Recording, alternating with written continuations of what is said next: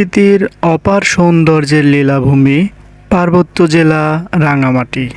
চট্টগ্রামের ৩ পার্বত্য জেলার মধ্যে সবচেয়ে বেশি টুরিস্ট স্পটও রয়েছে এই জেলাতেই। মাত্র ১৫০০ টাকায় কিভাবে ঘুরে এলাম মেঘালয়ের মতো সুন্দর রাঙামাটি থেকে, তার স্পষ্ট ধারণা দিতে যাচ্ছি এই পর্বে। আমরা রাতের খাবার শেষ করে রাত ১১:৩০টায় ঢাকার বিমানবন্দর রেলওয়ে স্টেশন থেকে বিলাসবহুল রেল তুর্না এক্সপ্রেসে করে রাতের অন্ধকারে ঘুমাতে ঘুমাতে ব্রাহ্মণবাড়িয়া, আখাউড়া, কুমিল্লা, লাকসাম ও ফেনী হয়ে চলে যাব চট্টগ্রাম।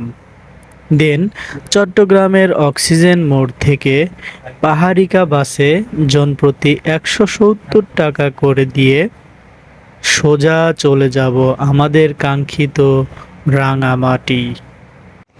প্রচণ্ড এক্সাইটমেন্টের কারণে রাতে রেলের মধ্যে ঘুম আসছিল না, তাই জানালা দিয়ে রাতের ভয়ঙ্কর সুন্দর কিছু গ্রামের ফুটেজগুলো ভিডিও ধারণ করে রেখেছিলাম। যদিও ফোনের ক্যামেরা ততটা ভালো না হয় রাতের ফুটেজগুলো সুন্দর আসছিল না, তবে রেল লাইনের পাশ দিয়ে অসম্ভব সুন্দর দৃশ্যগুলো দেখতে দেখতে ভোরের আলো ফুটতে শুরু করেছে। সো এখন আমরা চট্টগ্রামে পৌঁছে গেলাম।